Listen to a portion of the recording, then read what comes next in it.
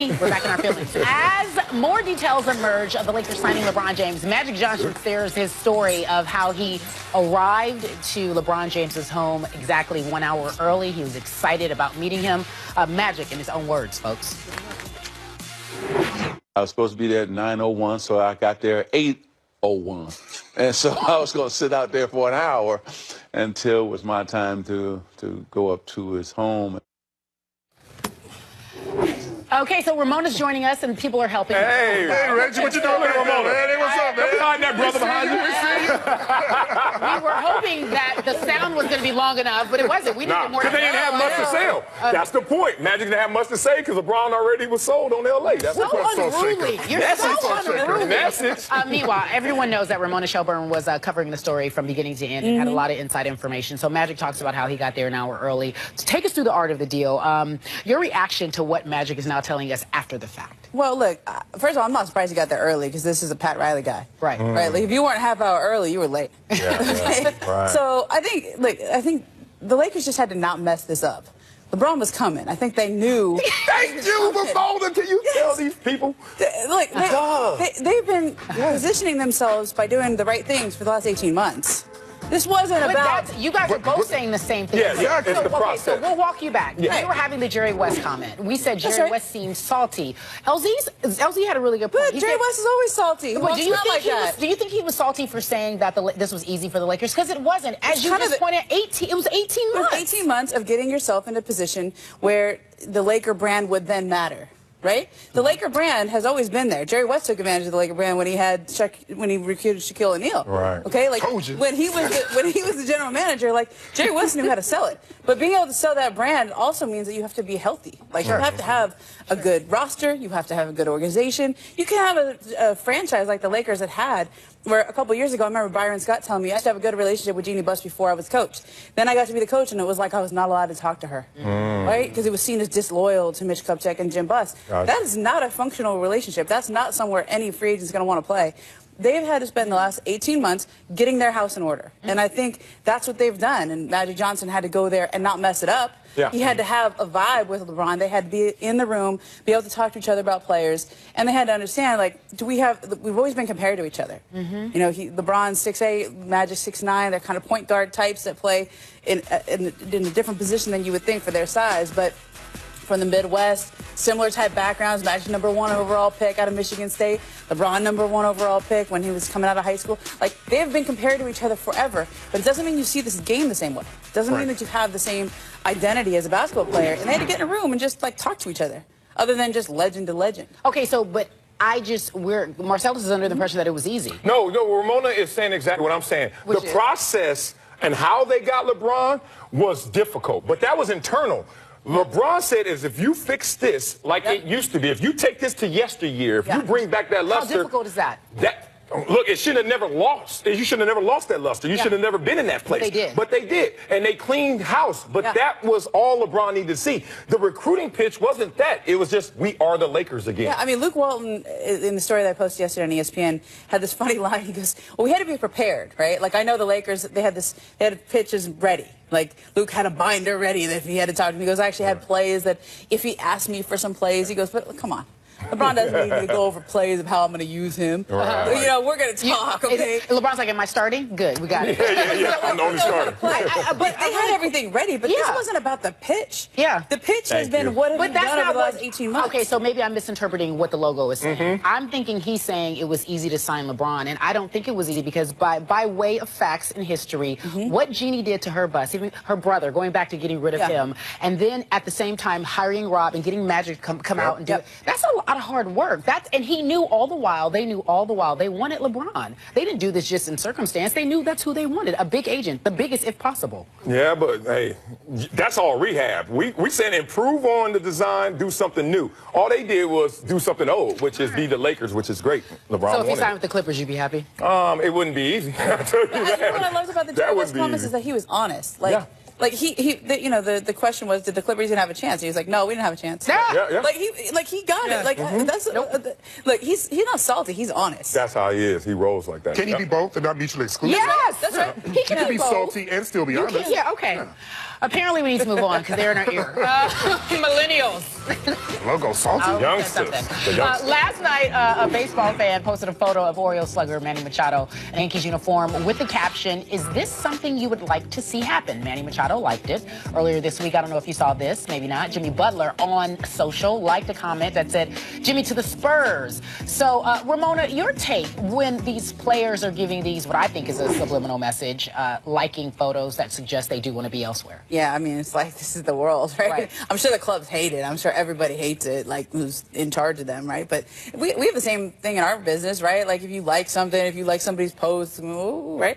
Like, I think, like, what I'm saying, because, you know, first of all, like, Instagram, they really make it easy to creep on people, right? Like, you can go through who liked anything. Like, I mean, you learn a lot about people by seeing what they like. Why are you looking at me when you say that? I'm just, like, man, they need to get rid of that function. We've been in your favorites. Oh, There's some serious privacy issues. Just stay with Like, my DMs. I think it's fine. Like, that's how players feel, and I actually like it when it's kind of out there because it confirms things. And then what I don't like is when people subtweet things and they're clearly expressing something and then they run away from it. I agree with Yeah, you. yeah. You know, I don't know. I kind of feel like it's, I don't want to say cowardly, but it feels as if in yesteryear when media would go to these athletes and ask if they want to be traded or go somewhere, they would say, no, I'm happy here, blah, blah, blah, blah, blah. But just like with social media, when you don't have anyone in your face, it's much easier just to go ahead and say something how you really feel.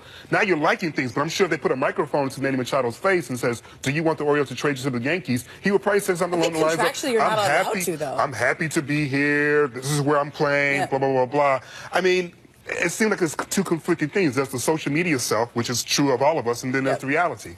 Yeah, unfair to compare eras just because of yesteryear there was no social media. And then you get into this situation. If people in general are allowed to like what they want, athletes are people, therefore they're allowed to like what they like. You can't get to a certain level of success and now become a prisoner of it because of everyone's criticism or awareness that you like. So if you come on my page, I don't care what you see, it's what I want on my page. If I'm an athlete out there right now, current day, I'm going to like what I like. And if you got a story about it, write it. But do not come to me and tell me to delete it or now say that I'm subtweeting when I'm just doing what I want to do on my page. Okay, the biggest takeaway from this entire segment I like what I like. was honesty and salty are not mutually excusing. So we are both the same. Who said that? Yes. Ramona, you upgraded us. I appreciate it. Thank you so much for being on the show. As usual. As usual.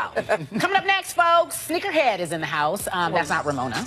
There is a Nick. Oh, there he is. He's in the back hanging out. He's going to come on the show and talk about Clay. That's why we're showing Clay today. Yeah, and Clay is winning overseas. Is he really? Yes. What'd you say? He's just trying to get free. Sports Nation. Okay, welcome back to Sports Nation. We're now joined by Nick DePaula. He's our resident sneakerhead here at ESPN. Welcome to the show. So for those who don't know what you do exactly, explain it for us. Yeah, so I basically write about sneakers in the NBA, which I'm sure sounds ridiculous, but I cover all the biggest signature players and the sneakers they wear, and then every fall and every draft, all the different shoe deals that guys are signing to. Okay, so for instance, you were talking about Kawhi. Yep. He has a deal? He has a great offer from Jordan Brand on the table that he has declined. Wow. How great was it then if he's declining it? As reported by Ramona and Michael C. Wright, around 4 years for in the about $20 to $22 million range. Per year or total? Total. That ain't right. Hold out, Kawhi. Should he hold out if his last tweet was 3 summers ago and he doesn't have an Instagram page and he's not known for his off-court fashion or personality? So I think that's where the brand's having a hard time. Well, if I'm top 3 in the NBA, do I need to say any more? But I'll let that live. Who are the top 3 shoe sellers in the NBA? Yeah, I mean, this Like year for sure, LeBron, Kyrie, and then Steph Curry is still in that mix. Okay. You know, those 3 are definitely the 3 that are moving the needle for all the brands. The LeBron 15s. Yep. Oh, boy. What? Top shoe ever, top 5. I know Jordan people are going to kill me right now. But exactly. those LeBrons are insane, no? That is a bold claim. Top 5 ever?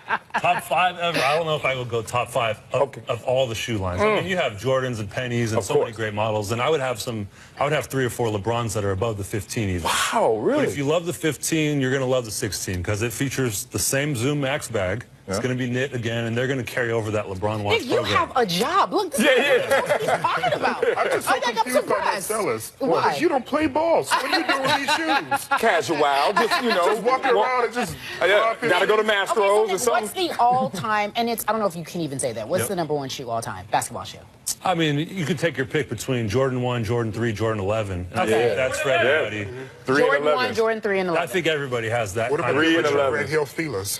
Fila Grant Hill 2 is a great shoe. Yeah. I don't know if it's in He the top always, 5 for Elsie is everybody. so. What about the shoe that came out from Virginia McKnight? You said all time.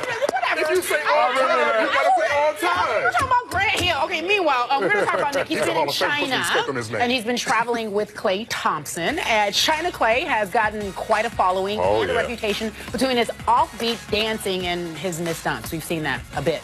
So what was the best part for you hanging out with Klay in China? Just seeing how much he eats it up and is in on the joke. Yeah. You know, missing the 360 dunk. That was the 5th time in a row he missed that, which most people don't know. He's doing a kid's fashion show and dancing up in like a homemade like newspaper outfit that kids are making, and he's just every single event just doing crazy stuff. And you know, I think here in the U.S. he has more of a reserved personality, and obviously he's one of the quieter guys on that Warriors team. And in China, he's the opposite. He's just owning it and loves it. Yeah, and let's talk about that. You were saying how Kawhi is declining an offer from Brand Jordan at $22 million total. Tell him how much Klay is making out there in China with his deal. Klay did a 10-year extension, or I'm sorry, 8-year extension for $80 million it could pay him. Wow. Y'all listening? And you just said that he's quiet and doesn't have much of a personality in comparison to his team here domestically. Yep. Is that not very similar to what Kawhi is? Very quiet without a big presence domestically. On the flip side, Klay is selling over 500,000 pairs of shoes in China. Onto his brand has 10,000 stores, and he is doing a ton marketing-wise there. Yeah. So I think he is having the impact that they're looking for. So are you saying Kawhi should take this deal? Because I want to go back. Or to Kawhi need to go to China. I think Kawhi should take the deal. No. Yeah. No. Go to China. Yes. There's guys that make 10 plus, LeBron, Kyrie, Steph, D Rose still. Yeah. I don't good think for him. Kyrie is in that, or Kawhi is in that mix in terms of Do you think marketing. Kawhi comes to LA, plays for the Clippers or the Lakers? Would that up his ante then in terms of what he would make? I don't know if people want a Kawhi signature shoe that bad. He's an incredible two-way player, finals MVP. Nobody would ever discount what he could do on the floor. There's so much beyond just basketball that goes into selling shoes. We spent a lot of time talking about Jordan and Nike and those two, you know, hand in hand. Yep. But we've seen Uniqlo throw $300 million at Roger Federer. And then Puma now is getting involved in the shoe game. So are these companies nipping at the heels of Nike, or are they just spending money that's going to be wasted? Uniqlo is definitely a branding thing. So that's a 10-year deal for Federer. He's at the twilight of his career, but they feel like even beyond, he could still have an impact. For his sake, he could go still sign with Nike or Adidas and get more shoe money too. So he could still get something more out there. Yeah. Puma is super exciting though, I think, because it kind of brings a new element to it. They're offering, as we saw, a lot of first-round picks right out the gate, big deals. And this Marvin fall, Bagley, they're going to be who else did you do? DeAndre Ayton, Michael Porter Jr., and Jalen Rose is in Zaire there. Smith, even Jalen Rose, And Rudy Gay. we can't forget Jay-Z. Yeah, He's of in course. charge Jay-Z of too, creative marketing. and I don't think Jay-Z is necessarily the style influence that he once don't? was, but there's so many players that are excited to partner with him and maybe glean on what he can do in a business sense, and that part makes it really intriguing for Quickly, us. we buried the lead here. How big is Big Baller Brand? Oh, get out of here. How big is Big Baller Brand? It was a lead easy to bury. That's how big it is. You know, they had 90 days to do that first shoe that Lonzo ended up wearing, the remix. They got a full timeline now. The Lakers are going to have a lot more eyeballs with LeBron in town. I'm excited to see what they can do with it. I don't know. They can't really call it the ZO22. What do you call it? I don't know what you call the second shoe, but whatever they end up calling it, I'm excited to see what they do. Nick, you have to come back. They're rushing Yeah. us to get you off. You gave us so much All good good. information. Meanwhile, get us all shoe deals, can you? Thanks. No? want those All right, guys. coming Yeah, up who would next. get the shoe deal out of us? Oh, me? You go. I'm going to China. We're talking about Miles Turner doing yoga. Marcellus, you do yoga? I do. All right. Not as well as Miles, though. Okay, you have to hand me your robe. I'm nervous for you. No, come on, you can do this. I shouldn't say that. You're a tough football player. Nothing scares you. Oh, God. Oh. Crazy. Hell no. Don't do it. Ready this time, right? Okay. All right. You crazy. Yo. This is crazy. Yo. I would never do this again. Stop. You, wait a minute. Marcellus! What did you do? What did I do? There's only one way down. Go. What you doing? Jump. Why you heavy? What the hezzy? Have you been up there before? Look how long I'm in there. You've been there forever. You been scared? How you fall scared?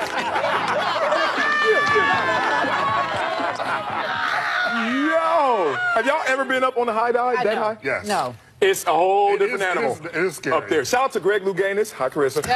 Greg Louganis gave me the best tip in the world. He said, when you hit the water, make sure. Okay. If not, you in trouble. If not, it's a problem. That was our Marcellus moment we're having all week long. Tomorrow, tune in for a very special show where we talk about Marcellus all show long. We're trying to see if he cries. Coming up next, winners and losers, winner flexibility. I'm gonna cry if I see that video again. We're going to show it to you. Pacers big man Miles Turner in Vegas getting a little yoga. What do you think about this? That's a namaste right there. And then they said he did a crow pose, but I don't see a crow pose. Wait, he's doing that in Vegas? Yeah. That's not a crow pose. He's just doing a headstand. What are you talking about? But meanwhile, Marcellus, can you do that? I can do some of that. I'm really good at yoga, but I don't like the whole social media in the yoga studio. It's supposed to be zen. You're namaste. right. You're like, not come on, namaste. man. Can we have one moment without Instagram? No? Namaste. Yeah, namaste.